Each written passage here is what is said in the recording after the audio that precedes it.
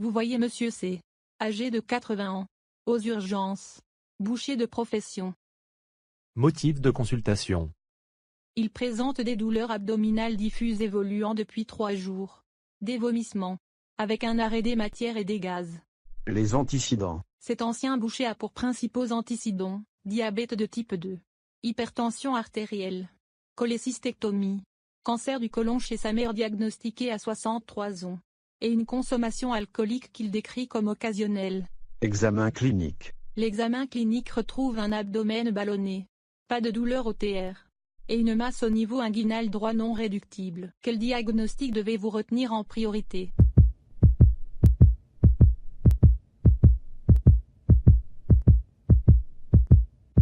Quelle est votre prise en charge en urgence?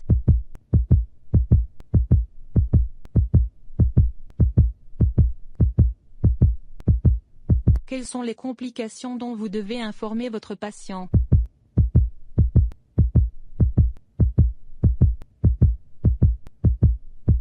Le patient est opéré. Pas de complications post-op. Vous le revoyez en consultation post-opératoire à 1 mois et il vous décrit la survenue d'une altération de l'état général qui évolue depuis maintenant 3 mois avec perte de poids et diminution d'appétit. Vous décidez de pousser les investigations complémentaires dans le cadre de son altération de l'état général. Quels sont les examens complémentaires à réaliser en première intention? Quels sont les éléments dénoncés qui devaient vous faire penser à un cancer colique?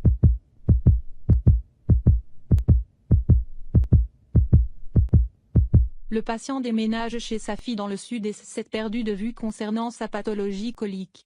Il revient aux urgences 6 mois plus tard. Avec un tableau de douleur abdominale. Arrêt de matière et des gaz depuis 3 jours. Nausées et vomissements depuis ce matin. Une température à 37 degrés. CRP à 95. Et un hémoglobine à 10. À quoi devez-vous penser en priorité?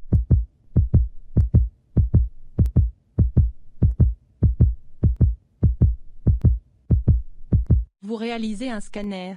Que devez-vous rechercher comme signe de gravité?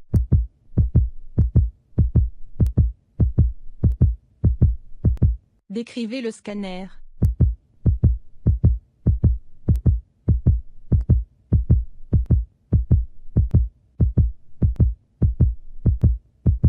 Quelles sont les alternatives thérapeutiques dans le cadre d'urgence?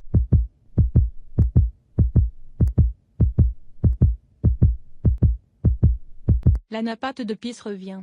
P3, N1, M0. Quel est le stade du cancer du patient?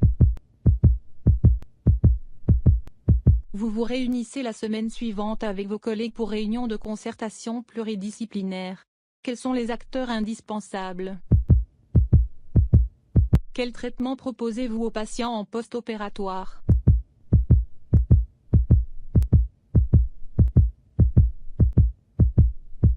Vous le revoyez à distance dans le cadre de son suivi.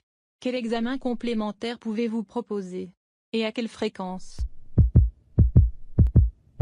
Cliniquement, il se plaint d'une diminution de la sensibilité au toucher d'apparition progressive.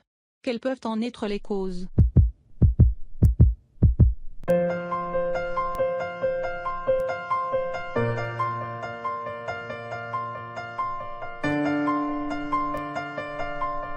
Pour plus de vidéos, abonnez-vous à notre chaîne.